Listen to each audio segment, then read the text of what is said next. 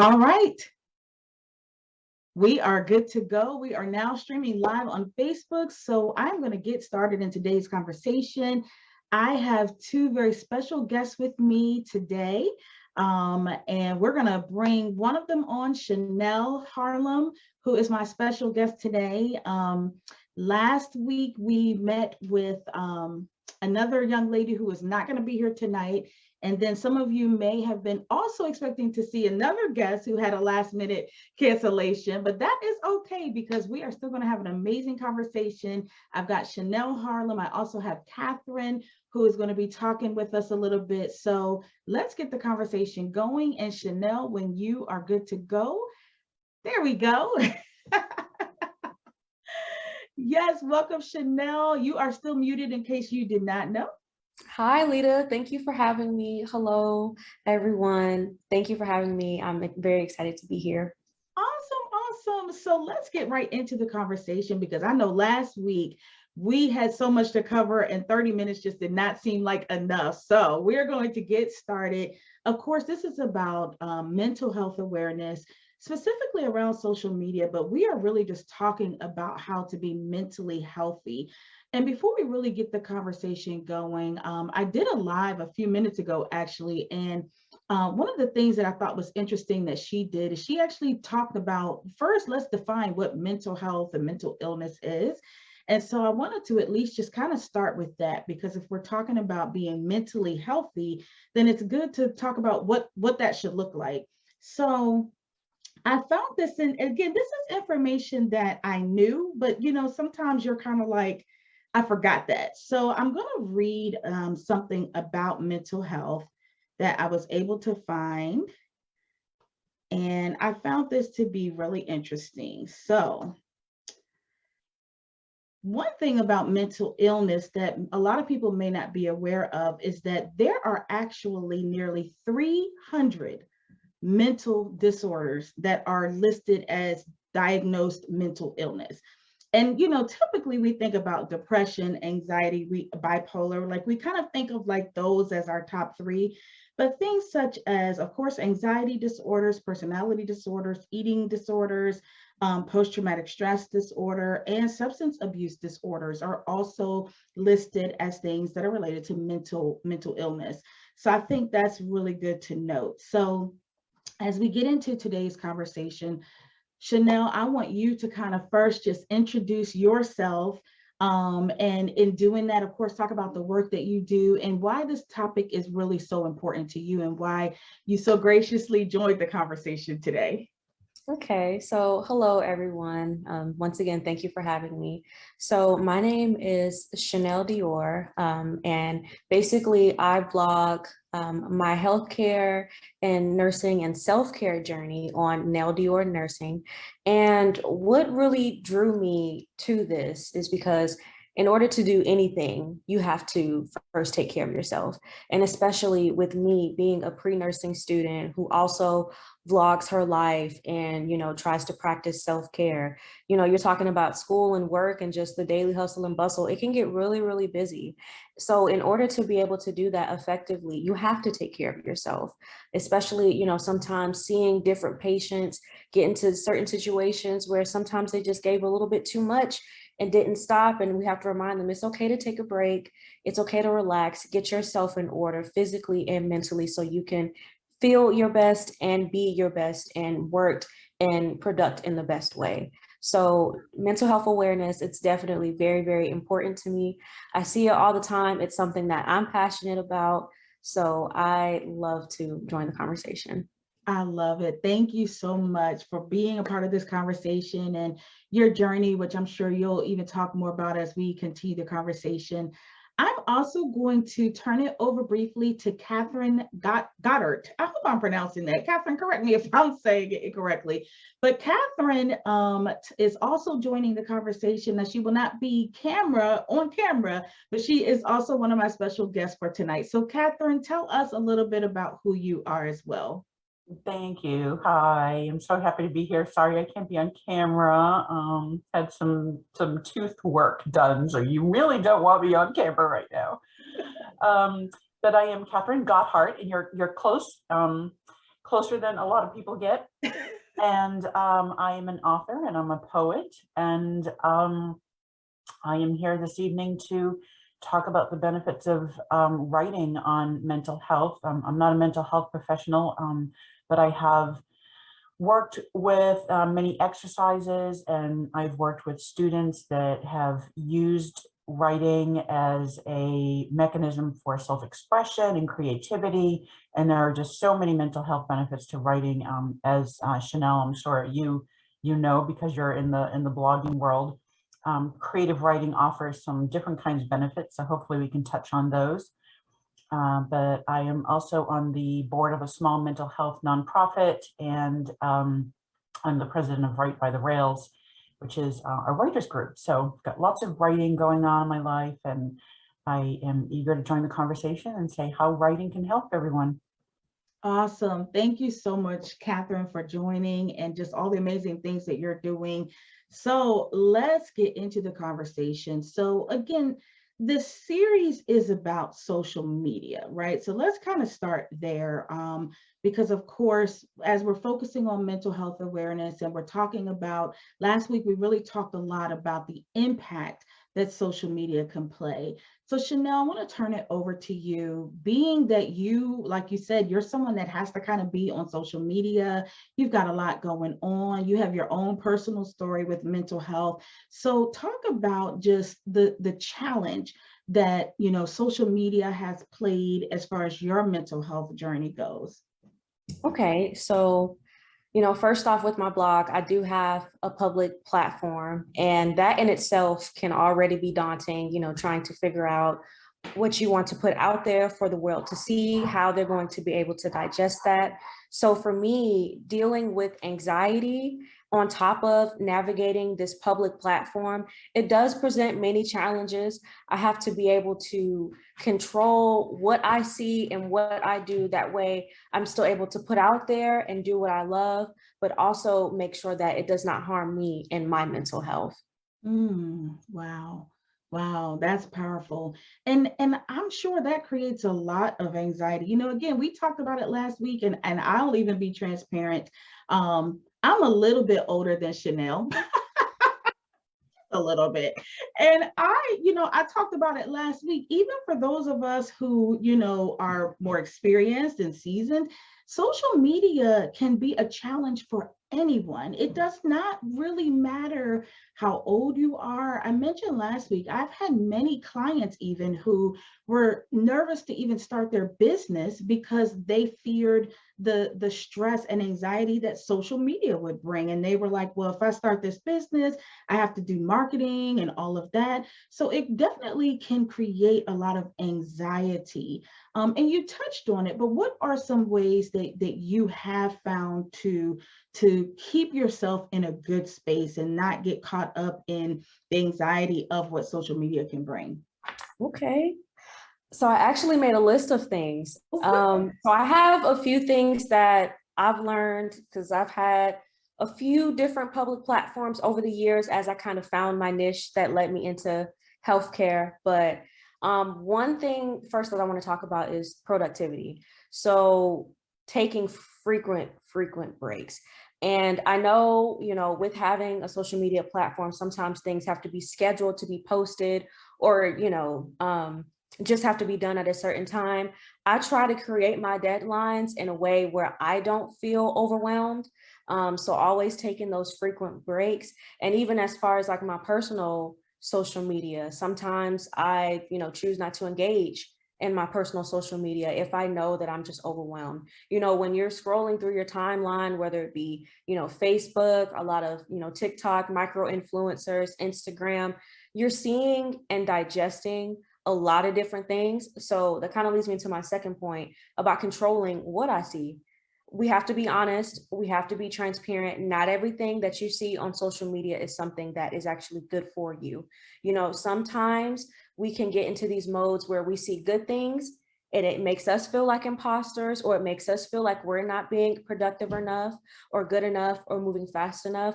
Or we see things that are just bad that can be discouraging. You know, you kind of have to tailor it and have balance. You know, I'm trying to get into nursing. There are a lot of people trying to get out of nursing. There are so many different angles when it comes to your niche, whether, you know, you're making, you know, products or doing a service business of some sort. You're going to see people in your profession or in your industry that have varying opinions. So you have to be, yes, be prepared to see that, but also tailor what you see. That way it does not stop you in your vision for what you see for your business. And then just remembering to never compare, always have fun, and also to creating boundaries. You know, I try not to get myself caught up in multiple different things at once if I don't have to. Like if it's late, you know, it's a Friday, I'm finally off, there's no more class. If I've scheduled a certain amount of time to, you know, work on my page, work on my blog, whether it's filming content or creating more posts, you know, doing different graphic designs for my page. If I've set a certain time to stop doing that so I can go out with my friends or my family and have my social life, or even just if I want to just sit and just be, I try to make time for that, because if I keep just burning the candle on both ends, eventually I won't be successful. So I try to keep all of these things in the back of my mind. You know, you cannot be your best if you're not giving yourself your best first. No matter what your business is, no matter what your work is, whether you're in school, you know, whether you're just, you know, stay at home mom, whatever you have going on, you cannot give to others and you can't give to your passion without first giving to yourself. Wow, powerful words, powerful words.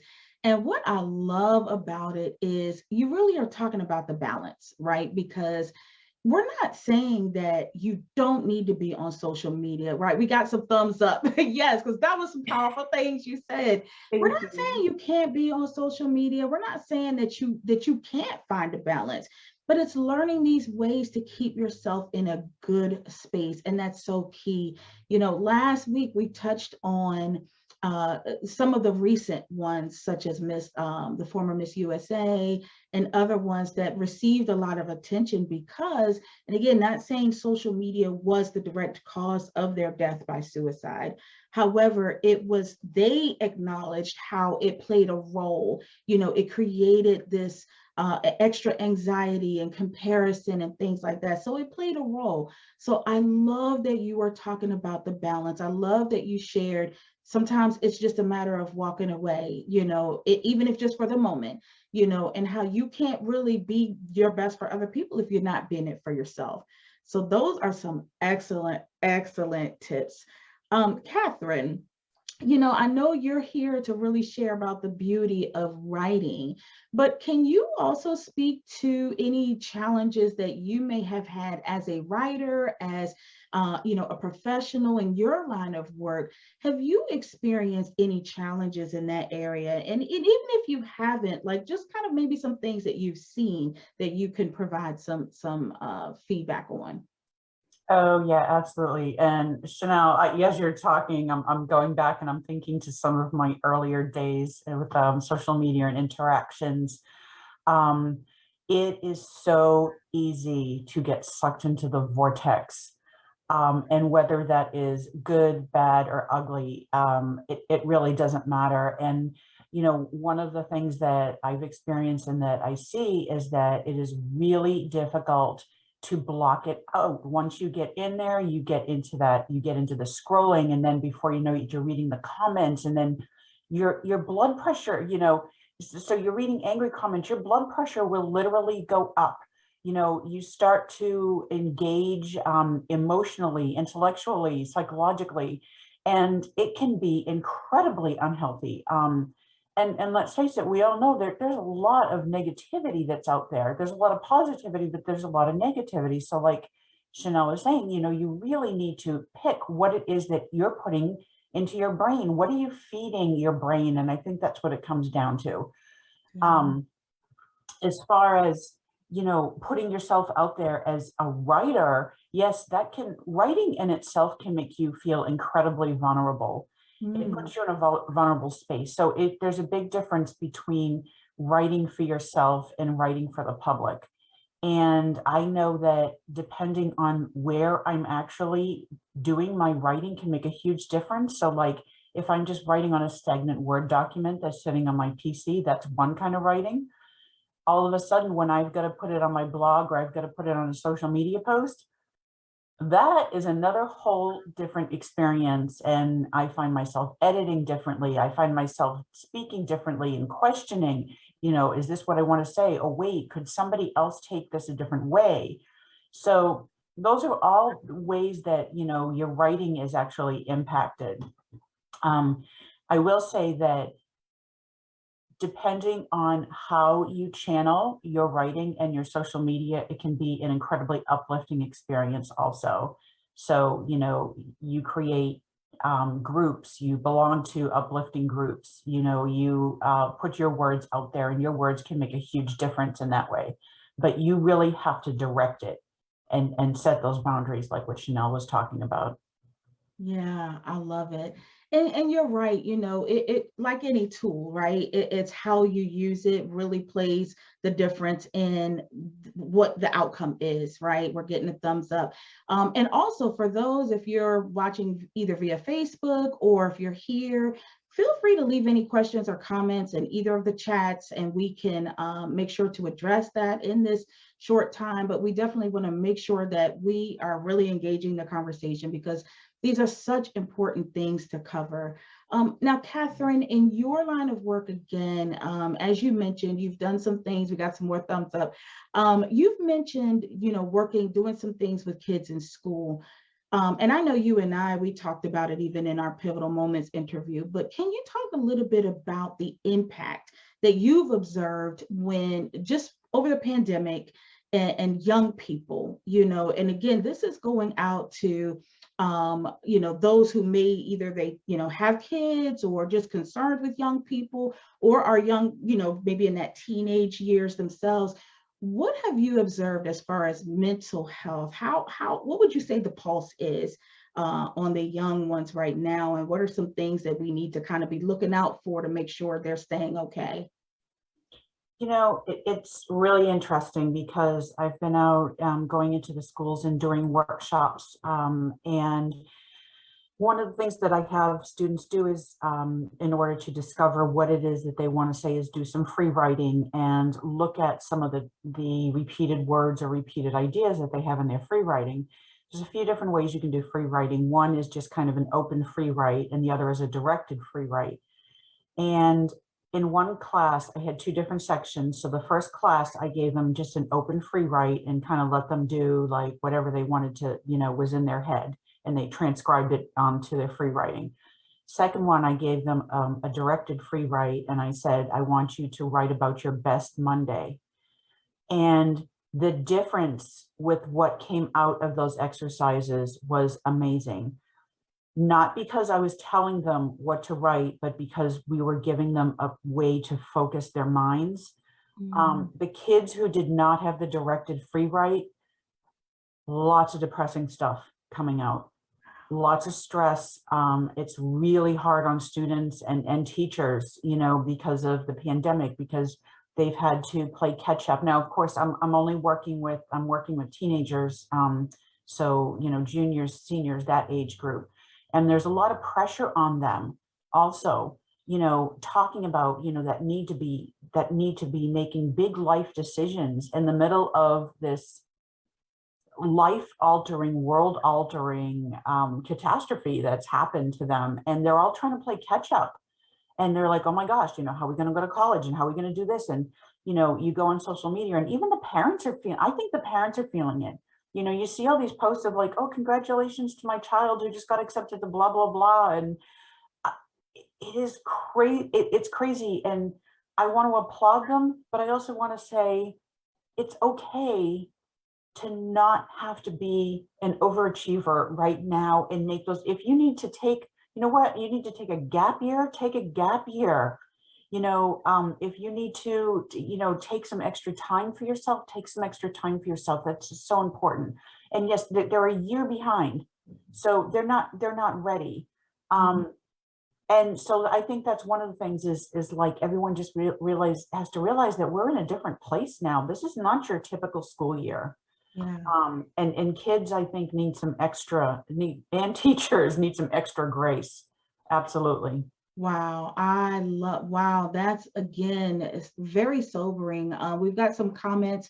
Robin says, I use writing as a source of relieving stress for myself, and others love that.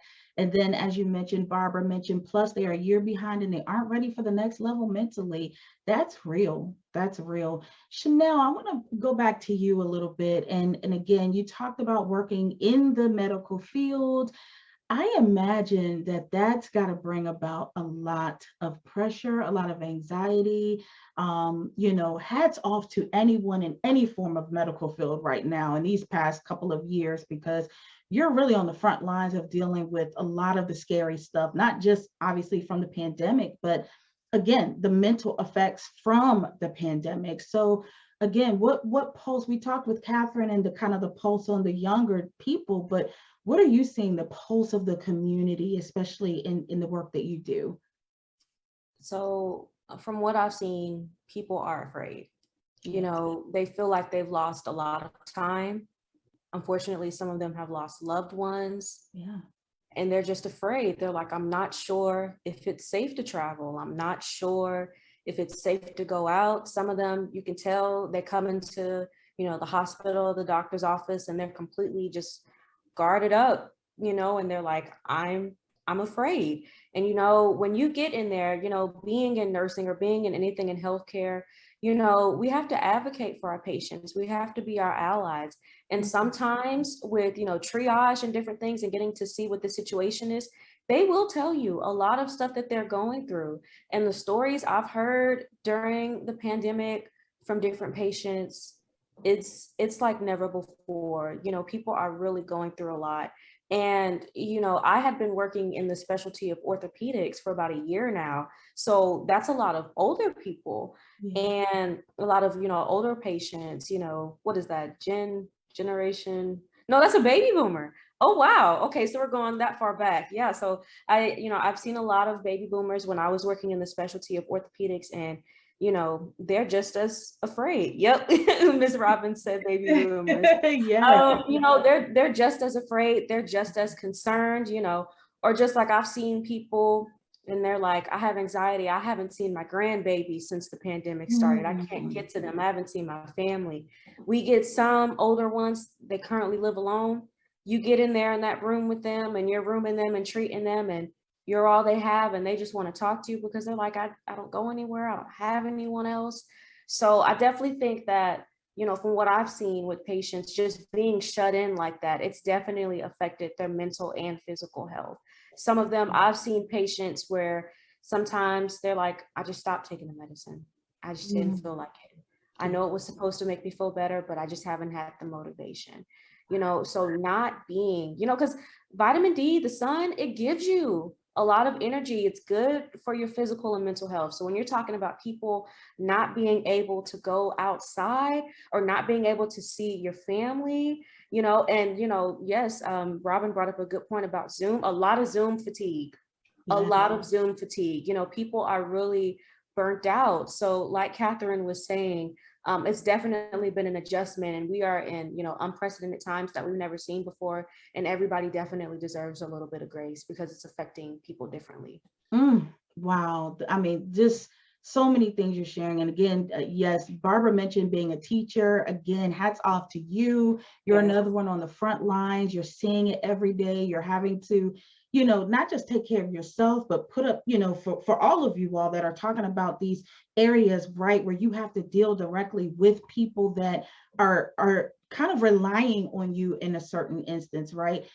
I just commend you so much because, that takes a lot of mental strength to not just keep yourself okay in these times, but to make sure you're showing up for other people, making sure they're okay. So that's awesome. And yes, that I love that point, Robin, that you brought out, that a lot of these baby boomers, they're not on social media. They may not really know how to connect with others. And it's interesting because one therapist shared with me that every developmental age group is now behind. So they're having kids who were potty trained who now are, it's like they forgot how to, use the potty. We're seeing this regression. And again, because of the pandemic and not being able to get out and socialize and have healthy interaction. And it is impacting them mentally, emotionally, and developmentally. So this is excellent that we're having these conversations because it's really important. We said Robert had to sign off. Yeah, she'll be back for next week. Yes, so this is really, really good. And as we kind of start to wrap this up, I want to leave people with just some tips, some final words. If you kind of didn't get anything else from this, just what encouragement or tips or final words would you leave with those who are, even if they're tuned in on the playback? What do you want to leave with people? Catherine, I'm going to start with you. What do you want people to know, especially again, regarding writing and the benefits and just your words to people that are watching? I think two things. First of all, I would urge everyone, your mind is just so valuable. It is how you're going to experience life. So protect your mind. And the way that you protect your mind is by directing it. And writing is one of those tools that you can use to direct it. We would be very remiss if we ignored the importance that kind of direction can have on our lives. So even when you're practicing your writing, make sure that you're directing it in a positive way. Wow, I love that. Protect your mind. And Chanel, what do you want to leave with people? And again, yeah, what do you want to leave with people? Just, you've shared so many valuable points, but if you could just sum it up and say, if y'all didn't get anything else, this is what I want you to think about when it comes to mental health and keeping yourself okay. What do you want to share? Well, never compare and take frequent breaks. Your productivity is not based on anybody else's. So just remember what's best for you. Good stuff. Y'all know I get so tickled when it's good stuff. Yeah, so we do make sure before we sign off, Catherine, I see you put it in there. Robin wanted definitely Catherine and Chanel's information. Yes, definitely, because we want to make sure we stay up to date with what you all are doing. Chanel, Catherine, thank you for being my special guest this evening for this brief conversation. I applaud both of you because the work you're doing, like I said, you're showing up for other people. You're working to keep yourselves mentally healthy, and you're having the conversations, right? And in an earlier discussion, that's what we talked about. How do we change the stigma around mental illness? Well, it's through conversation. It's through showing up just like this and having the conversation. So I appreciate that. I appreciate our guests for being here, either through Zoom, Facebook, for those who will watch this later. And we will see you next week. Amber will be back with us. She had some things to do with her daughter, but she'll be back with us next week. I believe our other special guest will be back, but maybe we can even get Chanel and Catherine to come back too. So thank you all, and we will sign off. And again, remember, as Catherine said, to protect your mind. So we'll sign off with that, and thank you all for joining. We'll see you next time. Thank you. Thank you, everyone. Thank you.